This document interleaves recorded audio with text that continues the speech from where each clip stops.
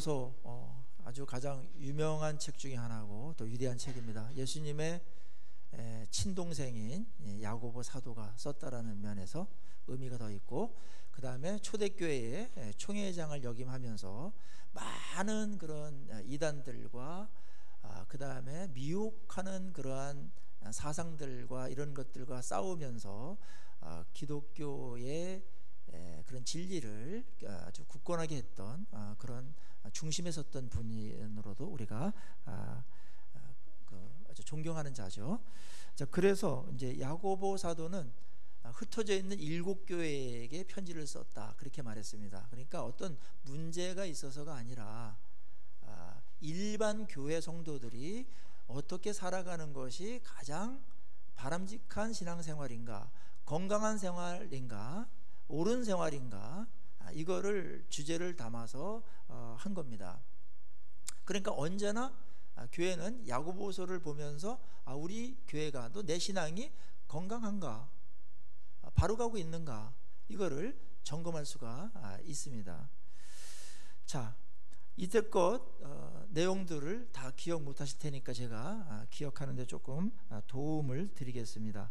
한 권을 띄었다라는 것도 의미가 있지만 그거보다는 그 한 권을 띄면서 우리의 신앙이 얼만큼 좋아졌는가, 이 말씀에 가깝게 되었는가, 이게 더 큰 의미가 있죠. 여러분들 그 어빙하우스라는 그 심리학자 아시죠? 이제 망각의 곡선이라는 유명한 이론을 내서 학습 이제 하는 자들에게도 이제 알려져 있는데, 어떤 것을 학습받으면 이렇게 강의를 듣거나 설교를 듣거나 이러면은 10분 뒤부터 망각이 시작되는데, 그게 1시간 뒤면은 50%를 망각한다는 거예요. 그 다음에 1일 지나면 70%가 망각된다. 애를 2명 낳기 때문에 그런 게 아니고 모든 인간이 그렇다는 거예요. 설교 엄청나게 잘 잊어버립니다. 그리고 한 달, 일주 후에는 80%가 망각한다니까. 그러니까 이게 묵상하지 않으면 이제 다 새는 거죠. 그래서 어떤 분들은 난 너무 잘 까먹어요 그러는데, 아니, 그분만 그런 게 아니고 모든 사람이 다 그래요. 어떤 분들 설교해 놓고서도 내가 무슨 설교했는지 모르는 분들이 많아요.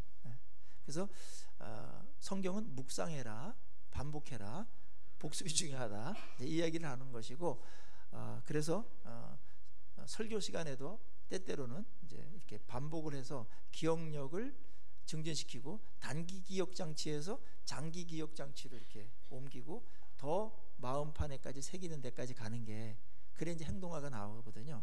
요 이제 부분이 있어서 간단하게 요약해 드릴게요. 야고보서 우리 1장에서는 이런 거 있었어요.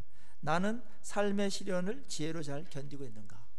시련을 만날 때 이 시련이 왜 왔는지, 하나님의 뜻이 뭔지 설명하고 이해되고 해석되고, 그래서 그 시련을 이겨내라. 시련은 인내를 낳고 유익한 거다, 시련은.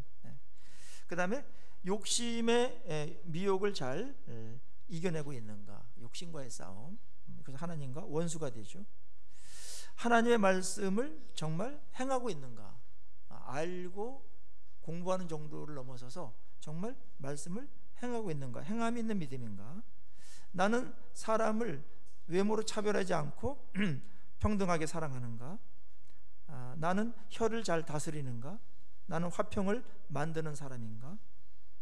나는 하나님의 뜻 안에서 미래의 삶을 계획하는 자인가. 나는 돈을 가지고 남을 위해서 선용하는가. 나는 기도의 삶을 사는가. 이게 5장 18절까지의 말씀이었습니다. 오늘 마지막 10번째 주제는 진리를 떠난 자들을 돌아오게 하는가, 이 주제입니다. 요 이제 진리를 떠나서 미혹을 받아가지고 진리를 떠난 사람들이 생길 수 있다.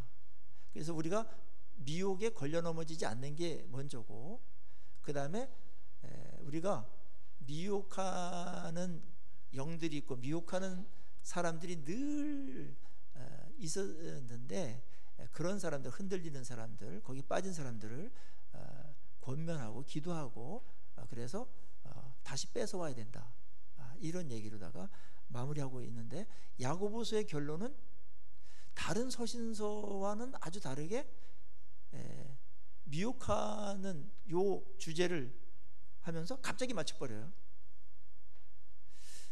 그 의도는 이런 것인 것 같아요. 이때껏 많은 건강한 신앙생활이 있었죠.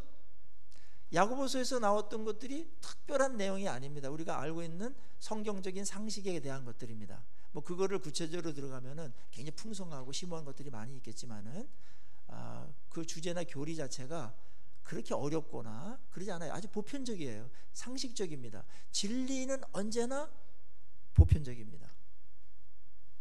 너무나 특별하고 이런 거는 진리가 아닙니다. 아니, 성경 안에서의 계속 반복됐던 얘기들을 또 하는 겁니다. 우리가 잊어버리니까 또 반복해 주는 거예요. 성경은 우리가 예레미야 보면서 얼마나 반복을 많이 하시는지 그 심판이라는 거는 막 굉장히 이게 충격이 큰 내용인데도 그거에 대해서 막 반복을 계속 하세요. 그냥 까먹기 때문에. 오늘 진리를 어떻게 떠나지 않고 미혹의 영에 어떻게 빠진 사람들을 건져낼 수 있을까? 또 나 스스로가 미혹의 영에 어떻게 유혹을 받지 않고 건강한 신앙을 지킬 수 있는가? 이것으로 끝맺습니다. 그것은 앞에서 9가지 다 잘했지만 정상적이고 건강한 신앙생활을 해왔을지라도 미혹에 빠져서 진리를 떠나면, 타락하면 앞에 있는 게 다 아무것도 아니고 꽝이 된다, 그겁니다.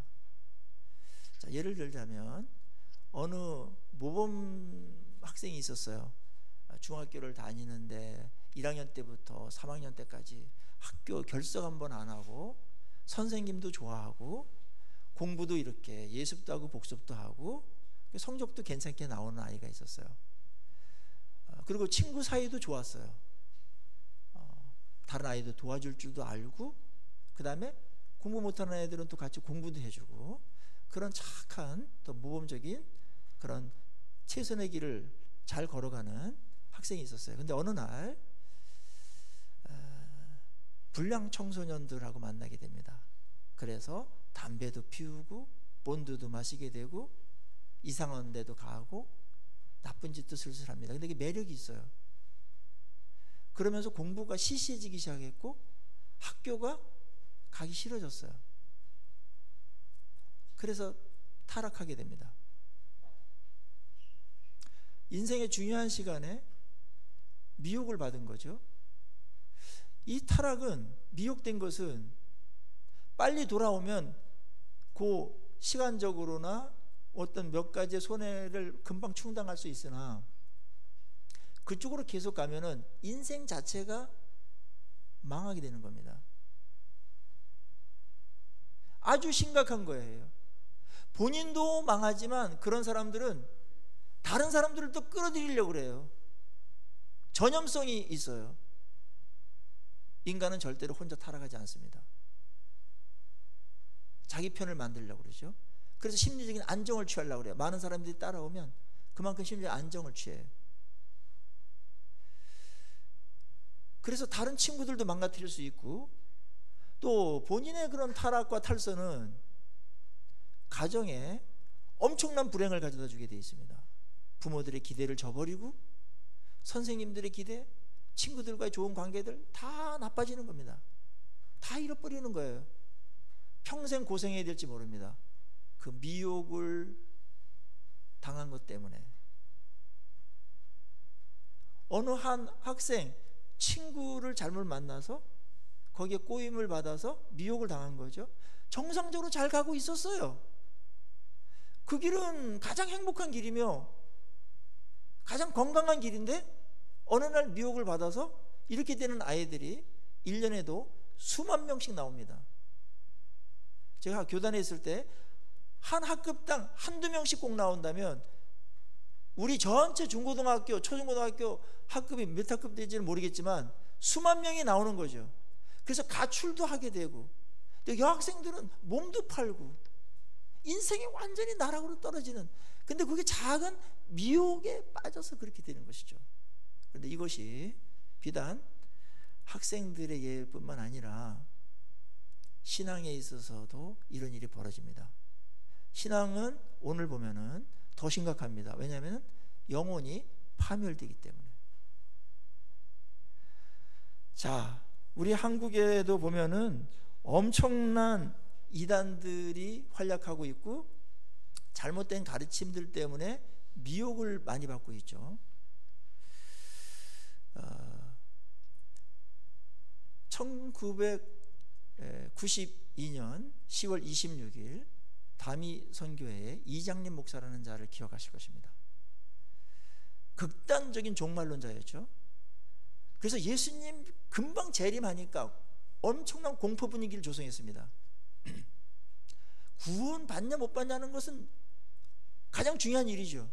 그거를 믿기로 해서 사람들을 불안하게 만들고 서두르게 만들고 그 다음에 자기의 공동체에 들어와야만 구원받는다는 식으로다가 불안한 사람들은 끌려가게 돼 있으니까, 그래서 직장도 그만두고 그 다음에 어떤 사업도 그만두고 그냥 밤에 또 재림한다 이래가지고 다 밤에 그냥 밤에 철야 막 열심으로 막 열정적으로 막 기도를 하고, 그러다 보니까 낮에는 엎어 자야 되니까 직장을 다 그만두고 그랬습니다. 사기극으로 끝났습니다. KBS가 출동해가지고 현장 중계를 생중계를 하려고 했더니 예수님 재림한다니까 얼마나 큰 뉴스입니까? 많은 사람들이 미혹을 받았어요. 뭐 아파트도 팔고 뭐 직장도 그 좋은 직장 그만두고 학교 막 좋은 학교 다니는 거 다 그만두고 이런 사람들 끌어모았습니다. 사기극이었죠. 최근에 뭐 이런 일이 계속 비일비재했었는데 최근에 홍혜선이라는 전도사가 2014년 12월 14일 새벽 4시 30분에 북한 인민군이 쳐들어온다, 전쟁설이 있었습니다. 여러분 들어보신 적 있죠? 땅굴로 민민군이 들어와서 첫 번째 타겟은 청와대를 정복하고 그 다음에 종로구를 정복할 거다. 그래서 빨리 이 나라를 피해야 된다. 날짜와 시간까지 됐기 때문에 많은 사람들은 이게 금방 탈로간 난리를 하고 있다라는 점에서 더 믿었던 것 같아요. 그래서 본인은 샌프란시스코로 도망가 버리고 도피를 해버리고 그를 추종해서 모두 하고 했던 이런 많은 사람들이 고스란히 피해를 입게 되었습니다. 그 예언은 거짓으로 판명됐습니다. 날짜가 지났지 않았습니까? 바로 전날까지도 그 일어나지 않는다 막 그러는 사람들에 대해서 어떤 그 유튜브나 뭐 다른 것으로도 막 반박을 했어요. 봐라 된다 막 이러면서. 그거는 그 사람이 어떤 스스로 거짓말을 하려고 이장님처럼 거짓말을 알면서 했던 것은 아닌 것 같고, 어떤 극도의 어떤 것에 세뇌되어서 공포와 불안감에 쌓여가지고 어떤 거기서 어떤 환청을 받든지 이래가지고 그것이 예언이다, 하나님께서 주신 것이다 이렇게 해버렸던 것 같습니다. 아무리 확신을 하더라도 그 성경적인 근거가 아니고, 그 다음에 그것이 보편적으로 일반적으로 상식에 어긋나는 일들은 한번 의심을 해봐야 됩니다. 하나님은 그렇게 어느 한 구석에서 어떤 이상한 사람에 의해 가지고 그런 역사를 막 움직이는 것을 예언하거나 판이 막 뒤바뀌는 어떤 엄청난 일들을 그렇게 소곤소곤하면서 뒤에서 그렇게 하시는 분이 아닙니다. 일반 교회에 얼마나 좋은 하나님의 종들이 많고 건강하게 신앙생활하는 사람들이 많으며 하나님께 사명을 다해서 충성하면서 가는 주의 종들이 많고 의인들이 얼마나 많습니까? 이런 사람들을 다 무시한 채 어디서 한 명이 이상한 어떤 것을 받았다고 해서 그거를 일반화하면서 자기는 독특한 하나님의 어떤 관계가 있는 것처럼 하는 것 자체가 영적인 교만이며 사기 아닙니까? 하나님은 그렇게 일하시지 않습니다. 하나님께서 예언하는 것을 보면은 이 예자 자체가 미리 예자가 아니고 맡을 예자를 쓴다고 그러는데, 말씀을 맡았다 그겁니다. 미리 말한다가 아니고 예금할 때 그 예자를 써서 말씀을 맡은 자가 말씀을, 성경이 이제 있지 않습니까? 옛날에 성경이 완성되지 않았으니까 하나님께 선지자들에게 말씀을 맡겨요. 신탁을 해요. 그리고 그분은 조용히 이렇게 어느 구석방에서 하지 않고 백성들에게 다 말합니다. 모르는 자가 없도록 다 말하는 게 사명입니다. 예레미야가 혼자 구석에서 그랬겠습니까? 40년 동안 예언했습니다. 40년 동안 한 사람이라도 듣지 못하는 사람이 없도록. 그래서 저 일부 구석에서 뭐 하고 이러는 거는 다 여러분들 그거는 가짜입니다. 자, 하나님이 뭐가 부족해가지고 저쪽 구석에서 능력이 없어가지고 알릴 어떤 그 능력이나 방편이 없어가지고 그렇게 하겠어요? 참 신이냐 거짓 신이냐를 판가름할 때도 어느 부족에서 섬기는 아주 세계 사람들도 대부분 모르는 그런 우상을 섬기고 그게 진짜고 그게 참 신이다, 이거 여러분 설득력이 있습니까 없습니까? 그 신은 무력한 거죠. 무능한 거죠. 그거는 적어도 기독교 정도는 세계적으로 이렇게 편만하고 그렇게 뭐 알려줘야 뭐 그래도 참 신이다, 좀 능력이 있다, 이렇게 적어도 객관적으로 증명되는 거 아닙니까? 시간 충분히 줬습니다. 인류 역사가 몇천 년이 지났는데 아직도 그 모양 그 꼴이라면 그건 인간이 만든 신이면 무력한 신이고 따를 필요도 없는 신 아닙니까? 있다 하더라도. 사람들이 너무나 이런데 약해요. 앞으로도 이러한 미혹의 영들은 계속 판을 친 겁니다. 마지막 때가 돼서도 예수님의 친동생이 이 부분을 걱정하고 있었던 겁니다. 이때 이런 사람들이 있었거든요. 요한, 우리 이제 1서를 하는데 요한 2서 3서 보면은 다 미혹하는 거짓 교사들에 대한 방비로다가 말씀한 겁니다. 미혹하는 영들이 있을 것이다, 적그리스도가 나타날 거다, 그거 경계해야 된다, 이렇게 말씀하고 있죠. 왜 미혹당합니까? 인간은 몇 가지 원인이 있는데 그 중에 하나는 무지함 때문에 그렇습니다. 성경을 너무 모르니까. 이럴 때는 건강한 교회 안에 있는 게 최선입니다. 아까 그 학생은 왜 미혹당했습니까? 그 세계가 얼마나 위험하고 내 인생에 그게 얼마나 치명적인 일인가를 모르는 거죠. 대부분 몰라요. 거기 빠지면 다 몰라요. 무지합니다. 그 세계 속안에 들어가면 거기 나름대로 뭐가 있는 것 같아요. 그게 자기를 위하는 것 같아요. 속는 겁니다. 그래서 성경을 덮어놓고 믿지 마시고 펼쳐놓고 믿으십시오. 그리고 한 구절이 아니라 성경 전체를 이렇게 종합적으로 보셔야 됩니다. 이단일수록 저쪽으로 한 구석 있어요. 예언계시록 저쪽 한 구절, 어쩌다 나온 한 구절, 이런 거 갖고서 그냥 확대 해석을 하고 그거로 모든 성경을 다 해석해내버리고 이런 어떤 과잉되는 그런 이제 해석을 하죠. 성경을 오늘 그래서 야고보서 같으면 한 권을 쭉 띄면 거기에 종합적인 이 그림이 그려지지 않습니까? 어느 한 모퉁이만 붙들면 그거는 편벽된 것이고 그게 균형이 없는 거 아닙니까? 조화를 이루고 있지 않은 겁니다. 매스컴에서 국민들을 속이는 방법 중에 하나가 그런 것이죠. 자신들의 어떤 이념과 자신의 어떤 지지하는 어떤 정당이나 노선이 있으면 그쪽이 잘된 거는 계속 부각시키고 그 다음에 상대편 나쁜 거를 계속 집중 보도하는 겁니다. 그럼 사람들이 그것만 알 수 있는 접하는 정보니까 다 넘어가게 돼 있어요.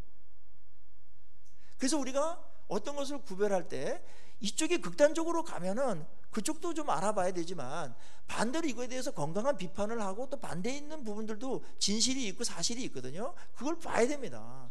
그래야 균형을 내가 판단할 수 있는 능력이 되지, 어린 굴 같은 데 들어가가지고 그것만 계속 파면 계속 강화되어지고 거기는 나름대로 뛰어난 그 논리를 만드는 사람들이 있어요. 다 설득당합니다. 거기다가 과장하고 가짜도 섞어 넣고 그래요.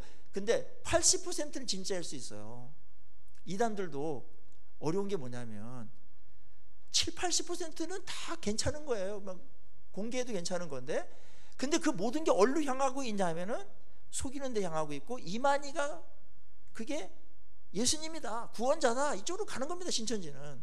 그래서 다른 것들을 다 이제 이렇게 만드는데, 맨 처음부터 그렇게 하면 아무도 안 믿으니까, 아이 뭐 낌새를 차고 도망가니까, 맨 처음에는 공통분모로 가요. 커먼 그라운드부터 시작하는 겁니다.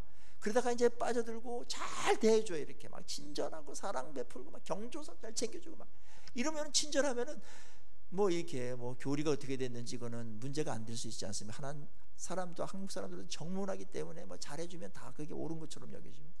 근데 그거는 여러분들 사랑이 아니고 이용하는 겁니다. 사기꾼들이 사기칠 때 잘해주죠. 간이라도 빼줄 것 같죠? 이런데 약한 분들이 그냥 다 믿는 거예요. 사기꾼 치고 뭐 뻣뻣하거나 뭐 이렇게 뭐 퉁명스럽게 말하거나 뭐 그런 사람이 어디 있습니까? 그러면 아무도 안 오죠. 그래서 성경에 미리 말했잖아요.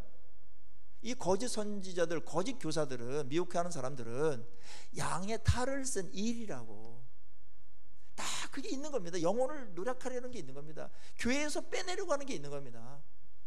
그들은 정말 하나님을 믿고 예수를 믿고 그것이 그들의 목적이라면 전도를 해야 되죠. 믿지 않는 사람들이 더 많은데, 대구 같은 경우는 250만 중에 10%도 안 되니까 225만이 넌크리스찬이기 때문에 정말 그렇게 그게 안타깝다면 믿지 않는 사람들 225만을 향해서 가야 되는데, 교회만 돌아다니고 교회 문패 있는 곳만 이제 찾아가 가지고 하죠. 그게 뭘 말하는 겁니까? 그래서 의도 자체가 벌써 뺏어가겠다는 겁니다. 편파적인 거, 편벽되는 게 지혜롭지 못하다고 야고보서에서 나온 겁니다. 지혜는 객관적이어야 되고 보편적이어야 됩니다. 너무나 한쪽으로 치우치면은 판단력이 흐려져요. 그래서 여호수아에게도 너는 좌로나 우로나 치우치지 말아라. 그리고 양쪽을 다 봐야 된다. 검토를 충분히 해야 된다. 진짜 팩트가 뭔지 찾아야 됩니다. 그리고 성경으로 그것을 해석해내야 됩니다. 성경만이 언제나 모든 것의 기준이기 때문에 성경을 알아야 됩니다. 한국 교회는 성경 공부를 하든지 이런 것들을 80년대까지는 잘 90년대까지 하다가 요즘들은 그렇게 많이 안 해요. 성경을 총체적으로 이렇게 봐야 됩니다. 이거를 편벽되는 것을 막을 수 있는 유일한 방법은 성경 전체를 한 구절도 빠짐없이 한 권씩 한 권씩 강해하는 길밖에는 없습니다. 자기가 좋아하는 구절, 자기가 관심 있는데 이런 데만 설교하고 이런 구절에 밑줄만 크면서 그것이 성경의 전부인 것처럼 가면은 자기 논리에 빠져서 편벽되게 됐고 치우치게 돼 있어요. 그건 온전한 그리스도인이 되지 못합니다. 균형 잡힌 신앙인이 되지 않습니다. 온전한 신앙인이 되는 게 예수를 믿고 성경을 준 목적인데, 온전하다라는 것은 균형을 이룬다는 것입니다. 근데 이단을 보면은 균형 감각이 전혀 없어요. 극단으로 치닫습니다. 그래서 상식이 안 통해요. 그리고 거기서 관점을 가리키기 때문에 어떤 말을 하든지 말이 안 통해요. 그래서 나오기 어려운 거죠. 미혹하는 영은 그걸 아는 겁니다. 진실이 분명히 있는데 이걸 속여야 되는데 속여 빼나오지 않습니까? 어떻게 이 진실의 말을 차단할 수 있는가, 어떻게 안 듣게 만드는가, 이걸 그들은 아는 겁니다. 무섭죠. 그래서 얘기가 안 통해요. 신천지에서 빼내려고 하는 그 부모들, 고려대학교 다니다가 거기 들어가가지고 미혹돼가지고 집도 버리고 학교도 그냥 자퇴해버리고 막 이래가지고 빼내려고 하는데 우리 엄마가 불쌍하다는 거예요. 우리 아버지가 불쌍하고 다 구원 못 받는데 저 어떻게 하면 좋냐 그러면서 울면서, 야, 말이 안 통합니다. 말이 일단은 상식이 안 통합니다.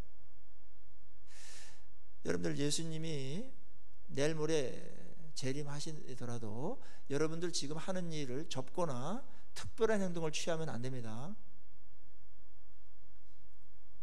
사과나무를 심으셔야 돼요. 왜냐하면 보세요. 두 사람이 맷돌을 갈다가 일상적인 일을 하다가 한 명은 들림받고 하는데, 두 사람이 잠을 자다가 두 사람이 김을 매다가 삶의 현장에서 들림받는 겁니다. 물론 조금 더 정리해야 되고 그런 거는 있을 수 있을 거예요. 그러나 그 재림을 맞이하고 특별한 일을 하라라고 성경은 말한 적이 없어요. 일상 속에서, 건강한 교회 속에서 너희들 은사에 맞게 봉사하고, 베드로전서 보면은, 그 다음에 말씀 순종하고 이웃 사랑하면서 그렇게 청지기적인 삶을 살아라, 이렇게 말하다가 들림받는 거지, 무슨 어느 한쪽의 구석에서 모아가지고 피신을 간다든지 그러면 안 됩니다.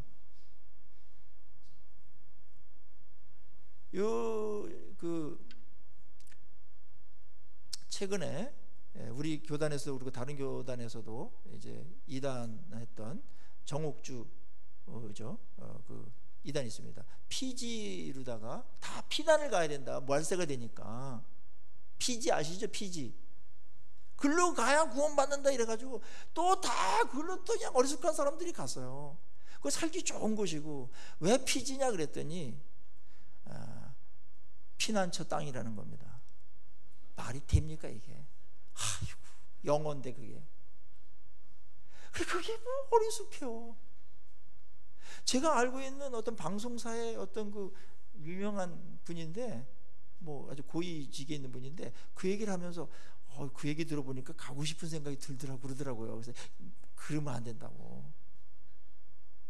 그러니까 솔깃해가지고 아주 굉장히 세속적이에요. 그게 이기적이에요. 지네들만 살겠다는 거예요. 사명이고 나발이고 없어요. 그게 뭐예요?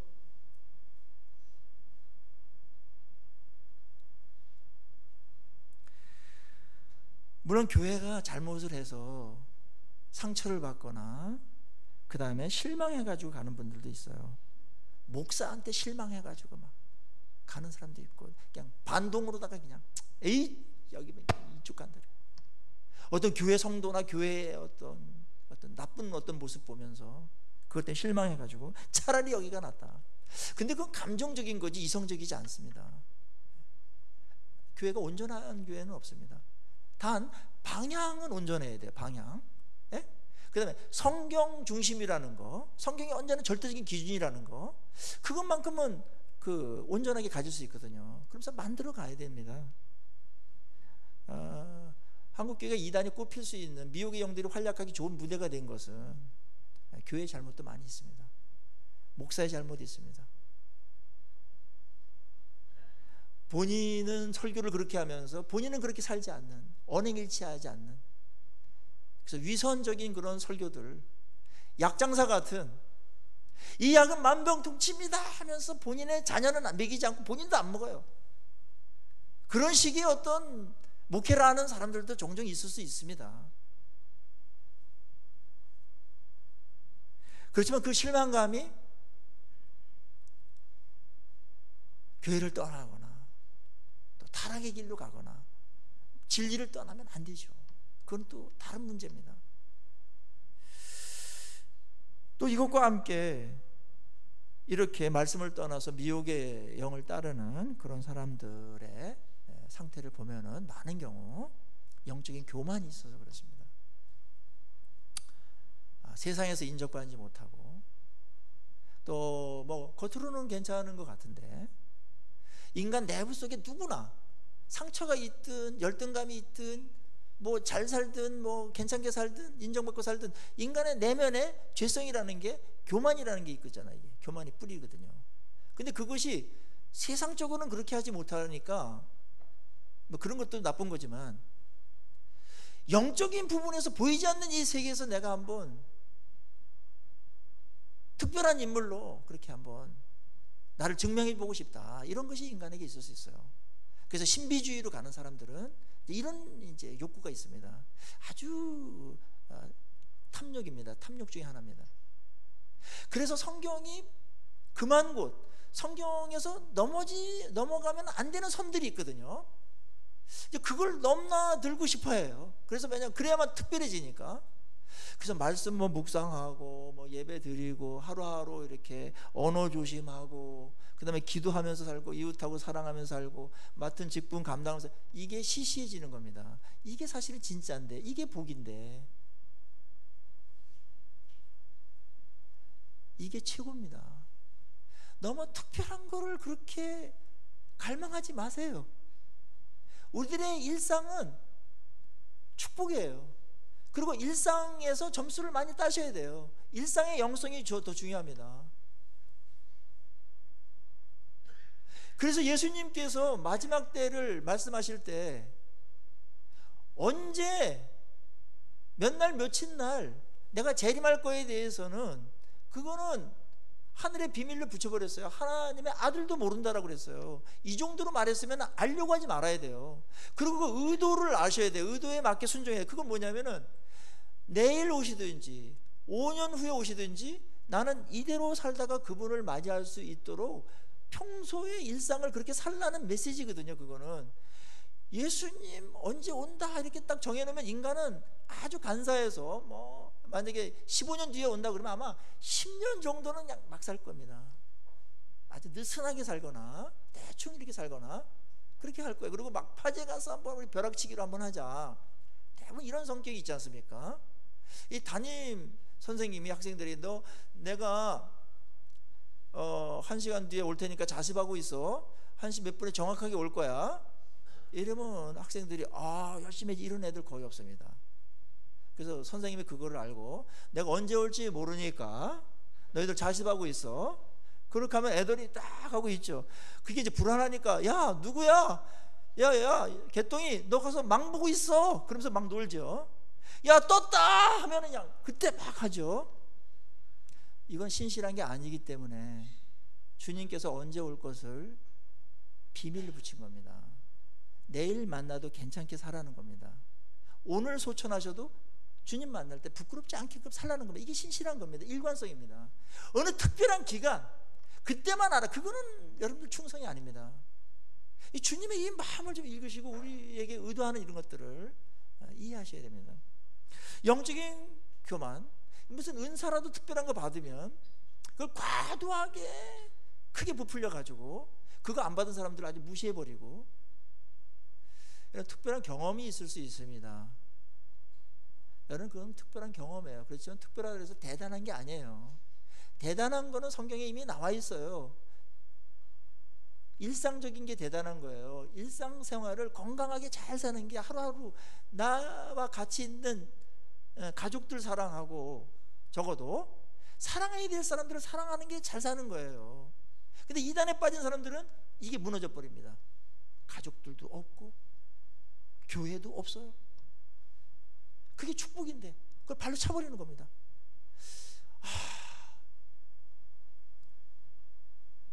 그렇게 그 집단에서 만들어요. 그래야만 빼낼 수 있기 때문에.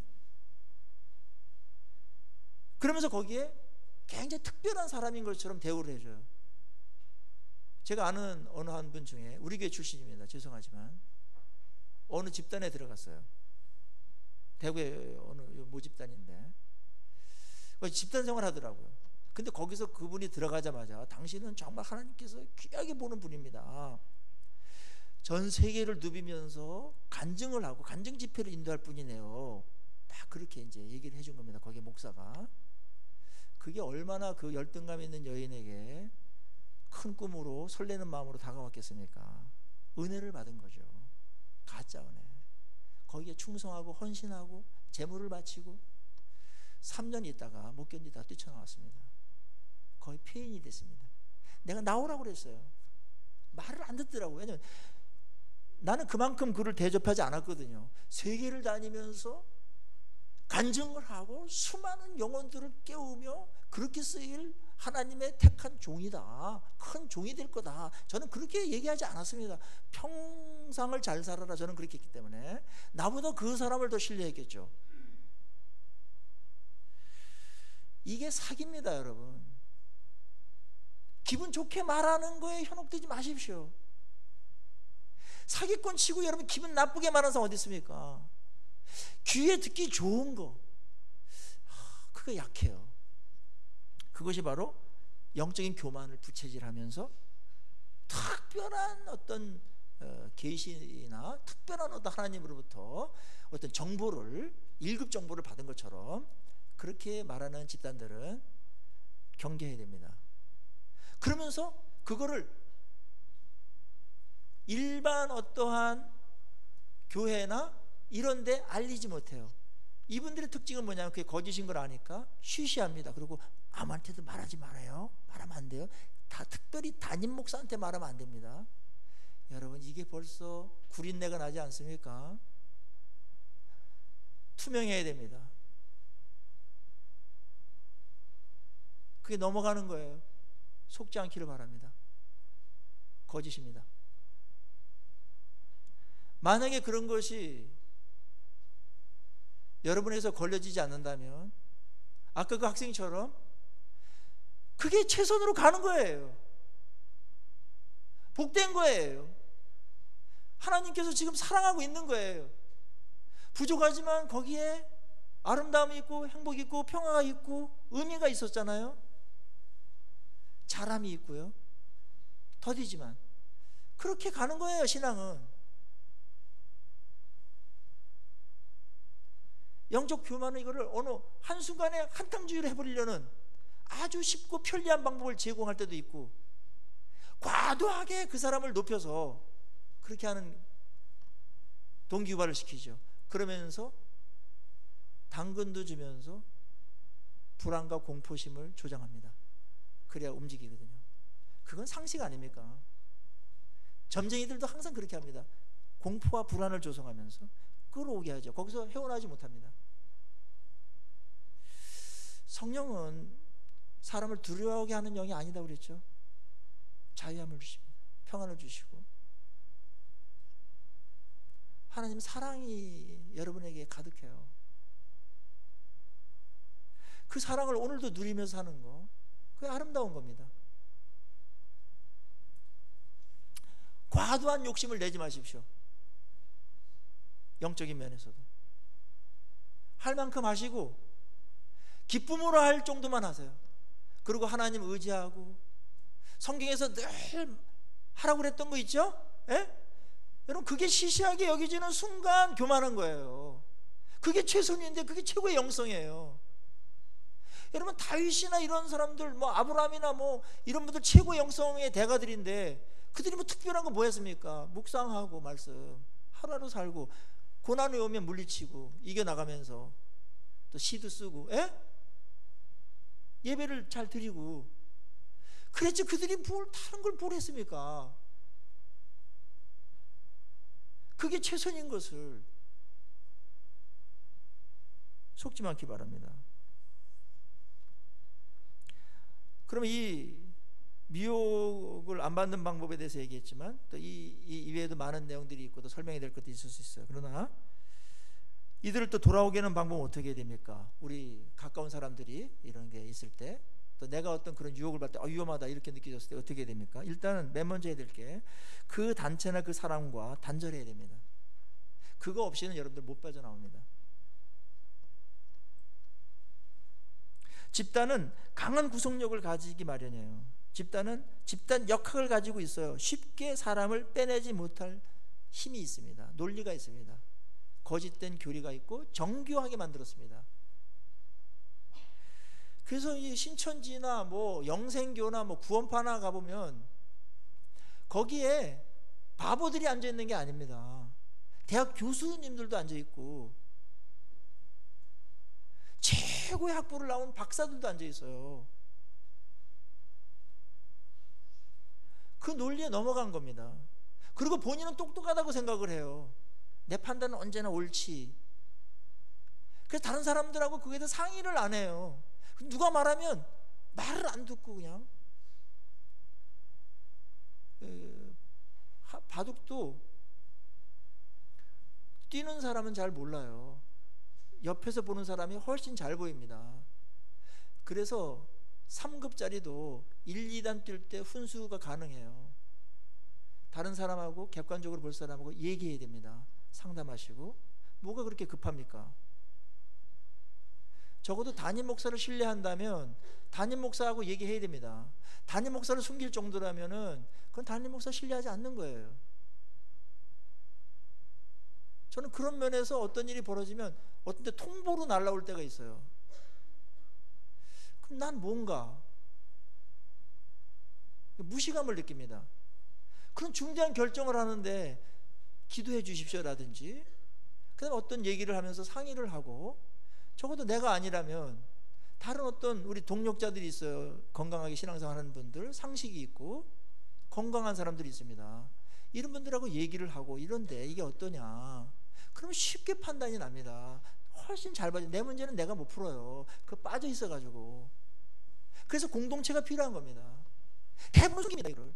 그리고 이제는 어떻게 할 수 없는 상황에 가서 할 수 없을 때 이제 이런 얘기를 할 때가 있는데, 안타깝죠. 일찍 할수록 좋습니다. 잘못된 가르침의 정체를 빨리 드러내는 게 필요합니다. 폭로해야 됩니다. 어느 남자가 바람을 피우고 있다, 몰래 다 쉬쉬하면서 피우죠. 그거 드러내는 순간 약해져요. 폭로해야 됩니다. 그런 것들은. 왜냐하면 거짓이기 때문에 쉬쉬하고 있는 거예요. 왜 쉬쉬합니까, 여러분? 왜 우리만 알자고 그럽니까? 그거를, 그 중요한 정보를 나눠야 되죠. 진짜 떳떳하다면. 음모가 있는 겁니다. 자, 그렇다면 우리는 어떻게 이 많은 이론들과 많은 영적인 어떤 가르침들이 난무하는 이 세상 속에서 무엇을 기준으로 삼을 것인가? 이 객관적인 기준, 이거 붙드는 게 가장 중요합니다. 일단은 성경이 기준이죠. 근데 이단들도 성경을 갖고 말하니까 성경을 볼 줄 아는 안목이 필요한데, 그게 이제 문맥을 통해서 보는 그런 안목을 가졌으면 좋겠어요. 성경이 말한 거 그거 갖고 지켜서 주님께 섰을 때 할 말도 있는 것이고, 주님은 그걸 하는 겁니다. 그게 보편적이에요. 그거 어렵지 않아요. 특별하지도 않습니다. 그러나 풍성하죠. 아름답습니다. 열매가 있습니다. 예수님께서 열매로 사람을 안다고 그랬죠. 말이나 이론이나 선동이나, 여러분 그거는 사람을 모릅니다. 그 사람의 인생을 한번 보시고 정말 예수를 닮아가고 있는가, 예수를 정말 높이는가, 하나님 나라 중심적인가, 심판대 앞에 섰을 때 과연 그날을 향해서 오늘을 잘 성실하게 준비하고 있는가, 이 기준 놓치면 여러분들 미혹의 영에 사로잡힐 수 있고, 그러는 순간 미혹의 영이 여러분을 공격할 수 있고 여러분을 먹잇감으로 찾아올 수 있습니다.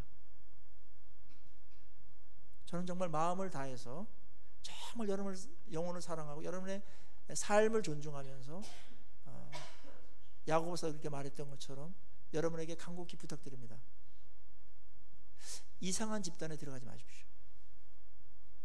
얼마든지 건강한 집단들이 많은데, 얼마든지 검증된 부분들이 많은데 왜 그런 데 갑니까? 왜입니까? 무엇을 거기서 얻어내려고 합니까? 그것은 옳지 않습니다. 여러분이 생각하는 것보다 하나님의 세계와 하나님의 그림은 엄청나게 큽니다. 온 세계적이어야 됩니다. 오늘 야고보 사도는 분명히 야고보서 이 한 곳만 보더라도 공동서신서에서 정상적인 교회는 이래야 된다, 정상적이고 건전한 성도는 이런 것이다, 그렇게 얘기하고 있으며 이것에서 어긋나지 않도록 해라, 그것이 미혹의 영이다, 그렇게 말하고 있는 것입니다. 다시 요약해 드리겠습니다. 야고보서를 요약해 드리는 거로 오늘 강의를, 설교를 마치려고 합니다.